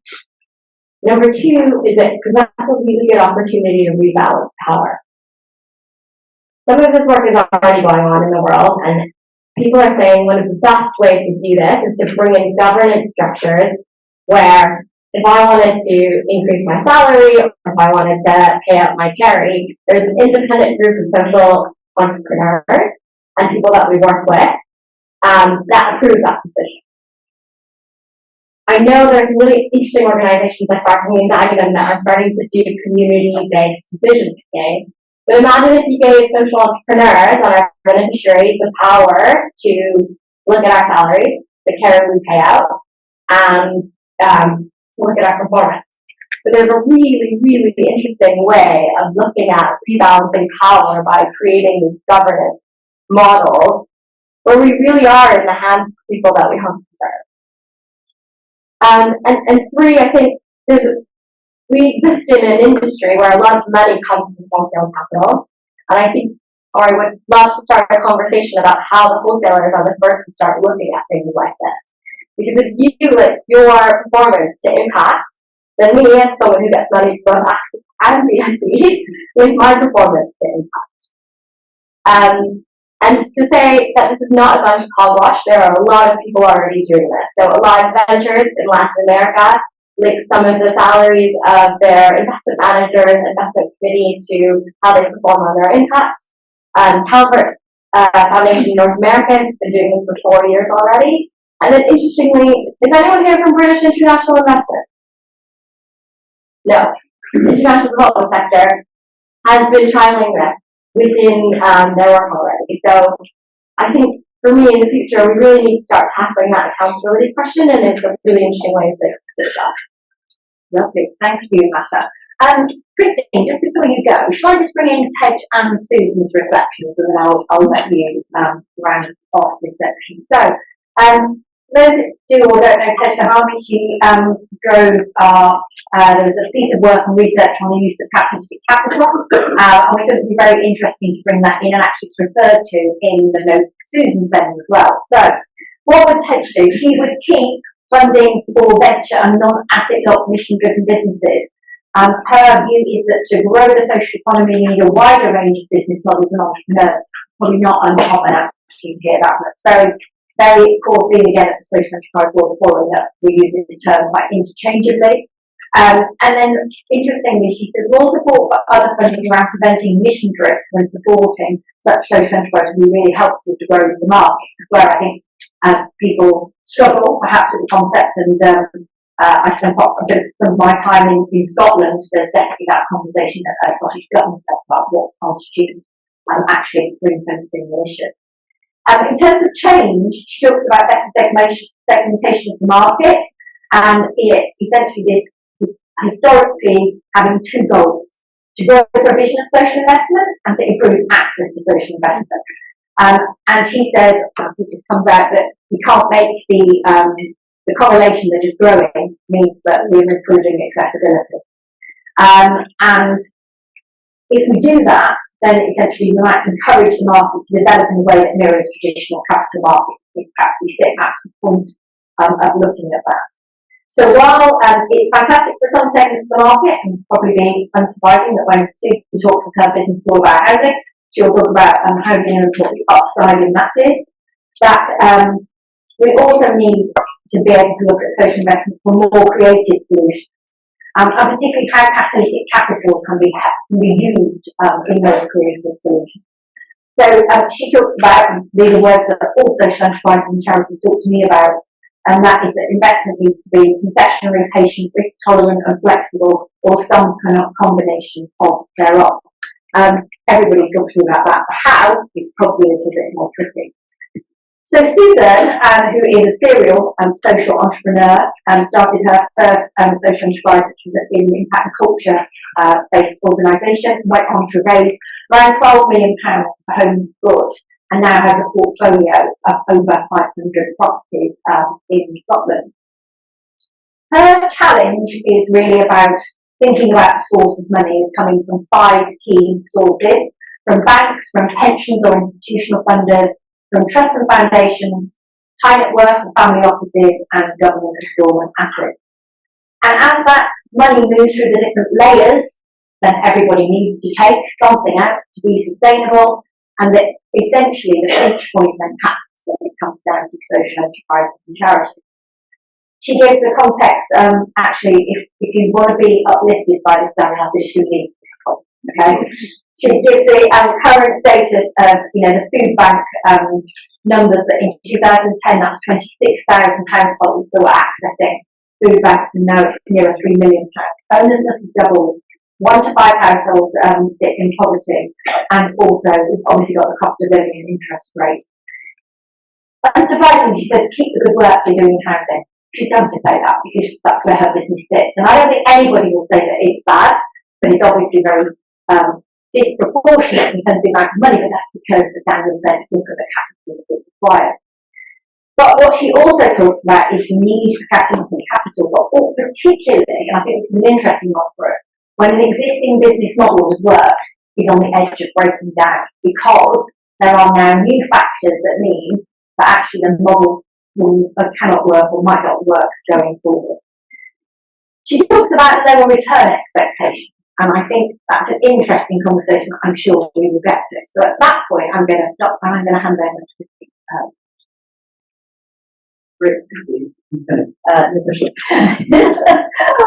Now sort of said to me, well, this channel is super controversial, so no, I'm wrong, anything.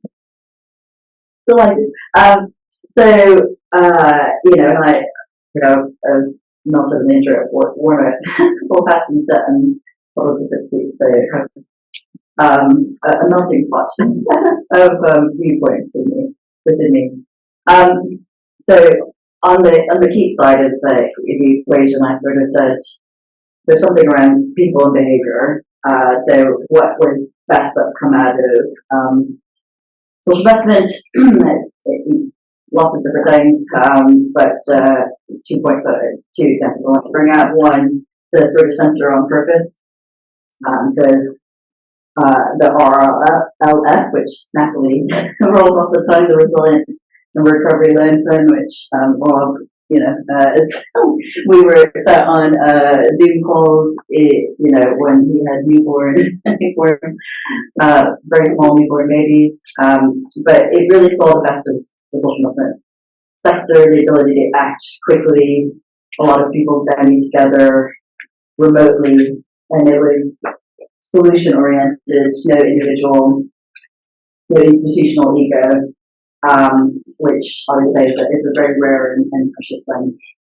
The second is laser focus on a singular social issue. So I think Emma can make some changes to this one here. So The third by design is the example of this. It's focused on the property premium, another great example of collaboration. So this time between a foundation with deep expertise in property and so I think we shouldn't we need to celebrate the sort of positive and as well as we learn from the mistakes. So what I'd like to evolve, I think, and both of you commented actually on this sort of power dynamic, democratization. So unfortunately, I would be on some more things. So Barney and Dagenham is my example, and one means in the audience. And I heard her speak on a panel. Had the privilege of hearing a couple of weeks ago around, the people in the community have the best understanding of what's needed in the community, and they need to be empowered. And there are tools that we can do to empower people to make those decisions. So it would be great if we could evolve decision making, being in the seat of the capital allocator is where the power lies. How do we address the power imbalance from the ivory tower and really change this dynamic of being done to versus being done with? That's the thing I'm really curious about how we change, if we can change that dynamic. It was a debate between Kunle and myself about who takes this panel. But I just wanted to reflect Kunle's points as well in my remarks. So in the case of pathway, really, what are we trying to do? We're trying to address the race equity divide, taking on societal concerns, bringing social investment to a whole new audience. And, as you can find, saying, I think we have little awareness and recognition of the problem. But we want to bring social investment to a much broader audience. And we know it's not a solution for everyone in Black and ethnic minority communities, but, we're not quite sure that the current status quo is reaching out to those for whom it could be. Thank you, Christine. So, we've had some discussion about, what we keep, and there definitely seems to be something around scale and growth and ambition. I think there's quite a lot of common thinking around where change still needs to happen. Actually, the subject of my panel last week is capital reaching where it's most needed. You'd be glad to know that I took the stance and answered yes and no. So we can, that's the safest bet. But what I'm now hoping is that you'll come forward and ask your questions, either around the things or all your suggestions on things that you keep or you change. I'm also conscious that we've got at least one of the Hogsheads, two Hogsheads, I think, in the room. So it may well be that we want some other comment or observation. Or maybe they have the answer. Right, so questions. I did say that I did prepare, certainly all on a one-to-one basis. You're all very vociferous. I'm expecting some questions. Anybody want to go first? Question, observation? Oh, here we go. Lovely with some stars. There we go. So ready. Yes, hearing a lot from the panel about democratization, about power imbalance. There is a governance form that's thought about all of these things, and that is cooperative societies. And cooperative societies are not invested in the social enterprise. Like, you guys don't invest in them because there's a total mismatch between the way that investment structures are set up by social enterprise funders and how cooperative societies can then access that and translate that into equity on the balance sheet instead of liability. But I'm not just here to talk about co-op, so I'm going to widen the point in that if there is really ambition here, if there is really excitement about what the next steps are going to be, looking back at social investment bonds, charity bonds, like all of the different financial structures that this sector has innovated and come up with but hasn't for a while, let's look at the alternative governance structures that are built to solve the social issues that we face from the DNA outwards, and let's develop some financing structures that are capable of working with them and not just trying to take business as usual, existing structures from private equity and trying to drop them onto governance structures that don't work. We're in a moment here where we could change the law, we could change regulation, but it needs to come from the sector, and we need that innovation, that drive and that ambition. And that's what I want to see from you guys. Beth, do you want to stand? We'll go below, I think. It's where we should be going with that one. So a few things. I'm sure that there are people here, if you haven't met them already, or you also, as Tim, Tim's here for Cooperative and Community Finance. There'll be, yeah, okay, so there are organisations who do invest in those structures, and there are organisations who actually, I would say that some of the community benefit societies are the best at actually harnessing the whole range of from debt to equity, through community shares to grant funding. Actually, it's fantastic. Case studies on good finance, sorry, I couldn't help that one, if you want to have a look at them. But I take your point about enforcing structures, and there's definitely something, again, from a world perspective and how we learn about what's new and what else is happening. And then I'll go to Cameron for that. So that would be something from local access, for instance, just talk about a new product and a new structure there. Okay, so great points about how we do something with the products, and maybe you want to have a little think about that while I just ask if there are any questions. You might have ideas you want to share.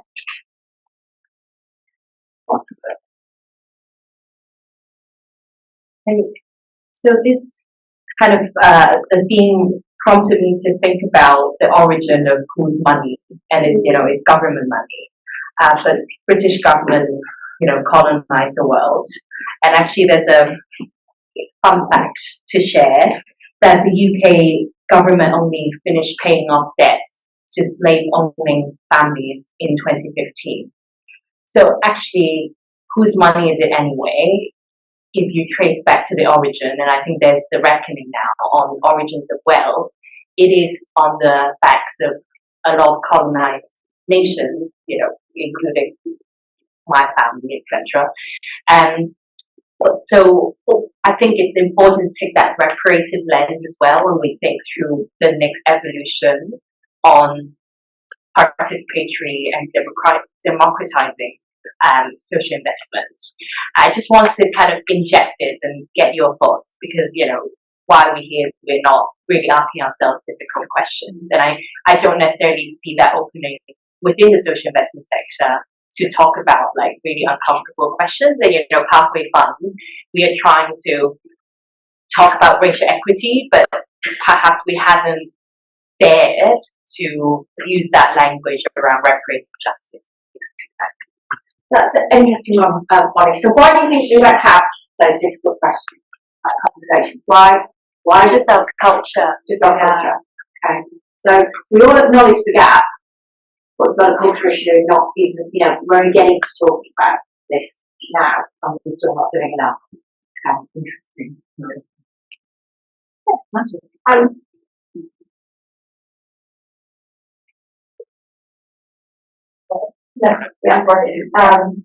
I totally agree with Bonnie. I was just really trying to read up on the history of Leicester and where money has gone to and come from, including the population. But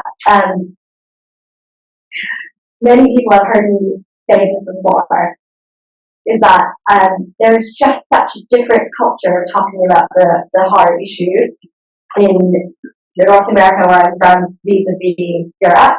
And I think it was really encapsulated to me by someone earlier this year who said, in North America, we're talking about the racial conversation and the justice conversation. In Europe, we're talking about the environmental problem because it's easier to quantify. And I feel like that is something that I keep hearing over and over again without an answer to that problem. Thank you very much. So I'm going to come back to you on this product design piece, not least again because it came up last week, and I'll quote Jamie Broderick later, but I think it's something that we really need to think about, which is, I'll do it now, but he said, we always do what we've always done, and we will always get what we've always got. So, how do we do something about that piece that Beth said about the product design? Emma. Oh, sorry, Emma, sorry, all right, thanks. I thought it was that Emma said about how do we do something about that? How do we not just go to the default product? I mean, I suppose in some cases you could say with social outcomes contracts, that was new. But how do we do more of that? And how can we keep the tea off the problem?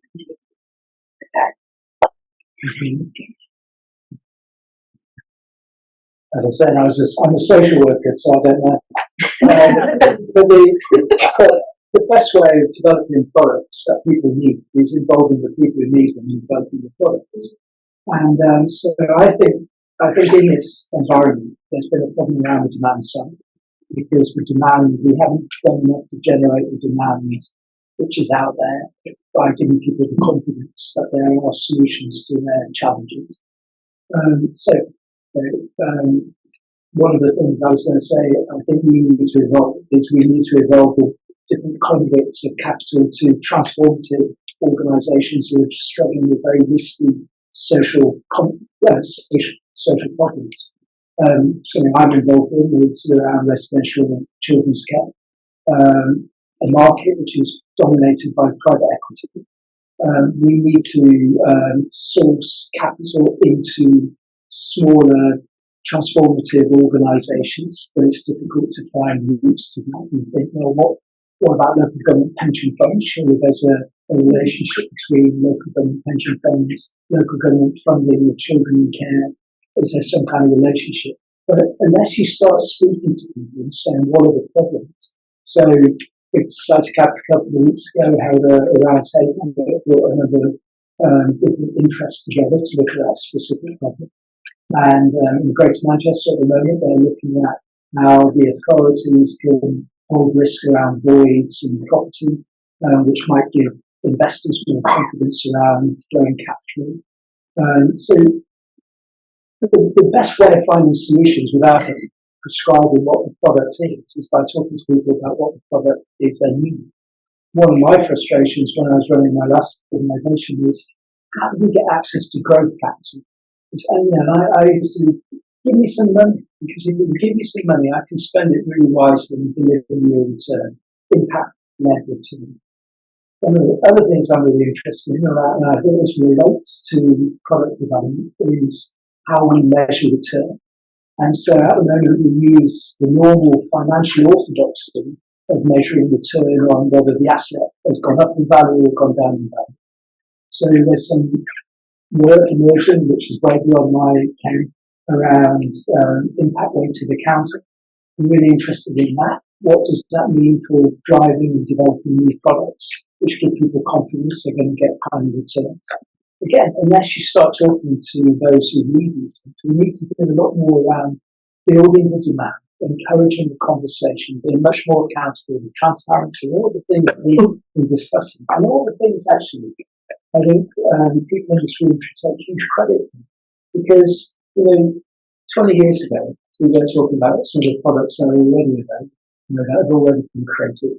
So I think that's the point around. I think our sector is really good at being critical of itself, and I think we should be much better at actually recognising the progress that's been made, the talent that exists in our space, and valuing what we've already done. And if we start to value it, new things will emerge. That would be great, that would be everyone. That's such a brilliant number. That would be so good. I do think that's a really fair point around, I always say, social entrepreneurs are passionate people who are never happy with where we are, and we shouldn't be, because actually there's a lot more for us to do. Other observations, questions, Jeremy? I'm also thinking, I knew it's like you. It takes a little while, and then normally maybe let's be frank. I thought I'd come back on product innovation. So Jeremy Rogers speaks to Cyber Capital. And I think the challenge is scaling product innovation rather than it happening.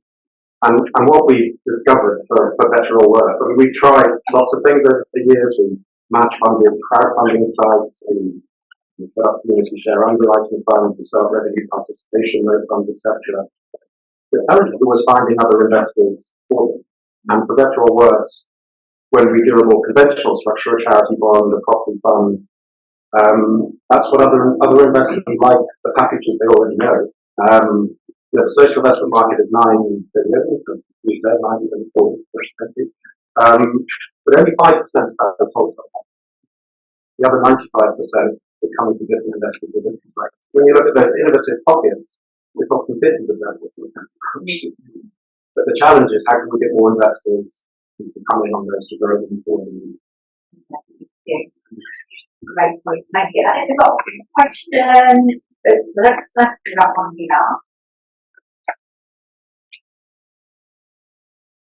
This is Virgin from our foundation. I just wanted to reflect on with one of the positives as well, is that in our role as a bridge between charities and foundations, looking about responsible investment hierarchy and then financial services, financial products. Traditionally, it's been much more mainstream finance, and now I'm increasingly getting questions from other charities and foundations who are very much not into the circle of organizations that would be here or sort of very active in the space, asking how can they access social investment, and so that's kind of what I've had is to learn more about what I can tell them, how I can help them do that. But just I think everyone in this room has done a brilliant job about that in terms of getting the message out there, and there is this growing interest. But now I'm a bit concerned about what I have from them because of the difficulty in their activity. And so when you're in this bubble of social investment, to me, I'm thinking, oh, there's good finance, there's everybody doing amazing work, we've got guides about how you can do that, and this is what you should be looking at, and this is what you should be reading. And I get from, and you think, I'm just giving a very specific example, from a director of a family trust who was saying, I want to access these products, but it's been really, really done all the things that I would recommend. So again, those are the concepts I really interested how they can practically help me charities. I'm not going to anything you say. It's complicated. It's not behavioural. Yeah, and capacity is a huge issue, even more so now.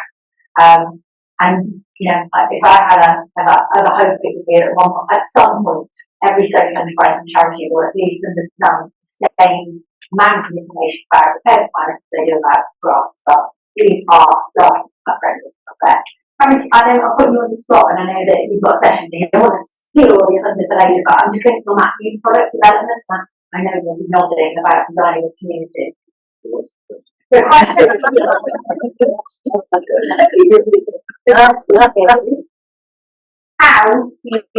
do you come up with something new to make it work?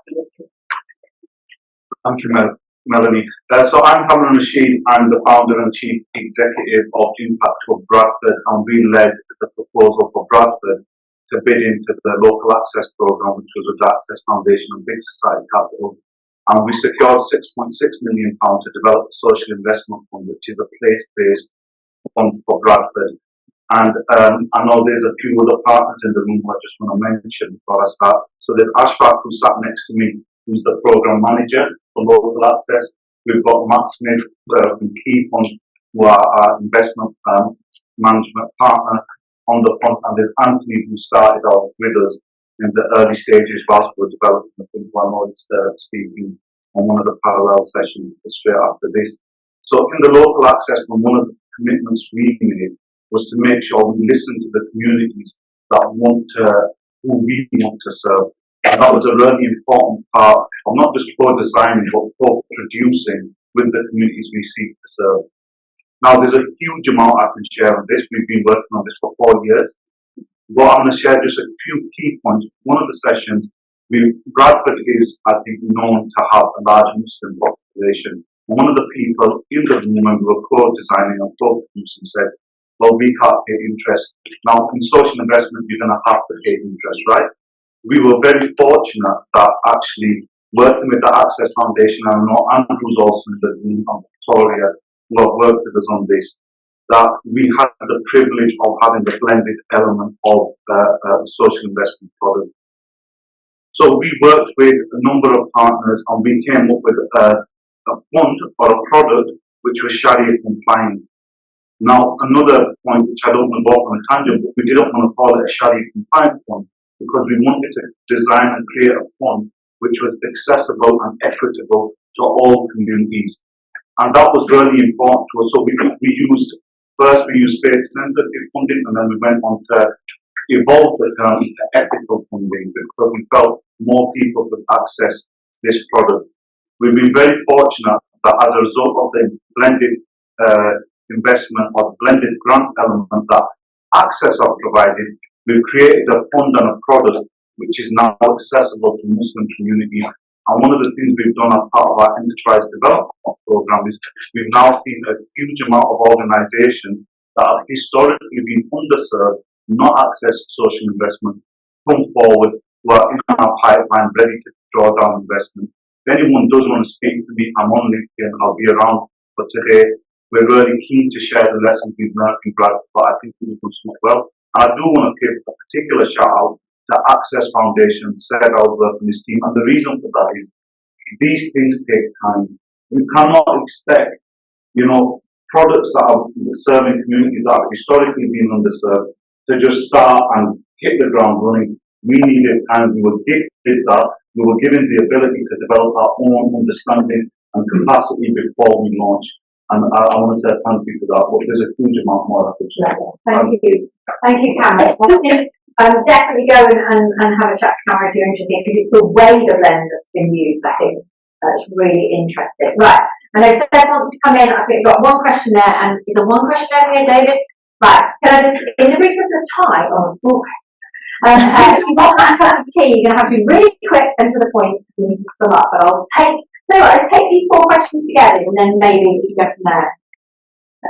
Very fine, Karen, what you just said. I think that the important thing I remember about Access' role is that we're enormously privileged to have money that we don't have to pay back to other investors to enable people to find space to innovate. And I just really want to underline Jeremy's point, because I do think we're in a little bit of a risk of becoming a little bit inward-looking, and again, Chris nailed it. I think we've got to be a little bit more optimistic and a little bit more outward-looking. I actually do think we are pretty good at understanding what social enterprises need. We hear it all the time. The issue we have is how you align the sources of capital that exist in the world with what social enterprises need. And what different wholesalers do, Access has a particular mandate to do that at a particular end of the market. BSC has a broader role to do it in different bits of the market, but neither of us, obviously Pathway, will have a new role play, again, in different parts of the market. None of us are able to do all of it, because we have different bits of capital that do different jobs. And I think it's our collective responsibility to think, how do we tell a story that will get other capital that is not thinking about it, is not interested in social justice, is not thinking about making the world a better place, to play in this market. We're not going to do it to keep criticizing ourselves because they want. Thank you, Steph. Right, really quick question. Sorry, just move it over here. Right, if you go there, Tom, and I go to David, got to be quick though, okay? Thanks, I perceive social investment, and it's something I've never done before. I come to the crossroads. I'm hearing you guys speak as hard as too. But my experience is completely different. It's actually quite easy. I thought, is this really not like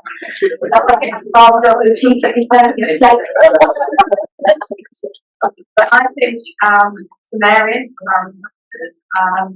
they created an issue that worked very simple by me. And together we created something that I didn't realise how unique I made to, but Isabel to share the issue we need. Naturally, it's given a really positive experience. It's not been anything to what I knew. Today you're a rare chap. I think he's letting that go down this one. Thanks, Stephanie, from MPC. I'm really interested in the things that people want to change and the ways in which that is pushing up the impact spectrum, like wanting to increase that ambition and keep pushing that way. I guess just a couple of sort of points around that, whereas the more you sort of push up that spectrum, the more the assumed risk, if you like, of the investors tends to go up. But also the higher the consequences of risk for the investees can go up. The more underprivileged the background, the more risky taking on investment may be. And it feels like there is, whether it be with big society capital and access, there are models that are there in terms of adding in subsidy, guarantees, catalytic capital that are there to support that. I suppose there's a question around whether the social investment market is open enough to acknowledge its need for that and how dependent pushing up that impact spectrum might be on different forms of kind of subsidy of various sorts, as kind of at least unlocking that door. And the second is, if that's one enabler, if the second enabler is do we need to think a little bit more strategically or holistically about how you narrow the gap between the mainstream financial markets and the social investment market, and what that actually might look like for the sector as a whole, as an organised body? Thank you, David. I think it would be fair to say that we spend a lot of time thinking about how to do that. You just haven't come up with all the answers yet. But no, that's really good points. And probably more time. I'm going to let you carry on and have that discussion over the break. So, Hal, is there anything else that you want to come in on? Any final words of wisdom, provocation? No? Or we I guess in various points, really, the second point about the closing the gap between mainstream finance institutions and social investment, that's the answer for me. And I think the drive to make that happen is the shift in demographic. I think people want more for their investment. They want more. They want their money to do more. And as a consequence, institutions will eventually move. And so that risk issue will change. And the risk might be that if you don't do this, we're going to invest somewhere else. So I think that's it. Thank you, Chris. So, in summary, I would say what we have decided that we want to keep is we want to keep the ambition, we want to keep that focus on diversity, inclusion and reaching underserved communities because we know we haven't done enough. We want to keep the collaborative, solution-oriented and some of the best work we've done, you talked about. We want to keep the laser focus on the social issue, and we need to keep learning because we don't have the answers to it all. We need to change democratisation of capital. We've all talked about that. We want to look at new ways to create value, so particularly around things like impact-weighted accounting. We've got this thing about the imbalance of power and decision-making, redistribution, particularly in those people who decide who gets capital and who doesn't. And we also have Matthew's thought-provoking piece around impact-linked performance. Actually, we already said, didn't we, that we don't believe we do that well enough. We don't want to hold ourselves to account. So finally, we all need to listen more. We've all got strong voices, and there's a lot else that's going on around the world. So I thought I would finish with something to work that are much better than mine. So here, Nelson Mandela says, we can change the world and make it a better place. It is in our hands to make it a better place. You've all been very kind. I thought you'd been much higher than that. I think that.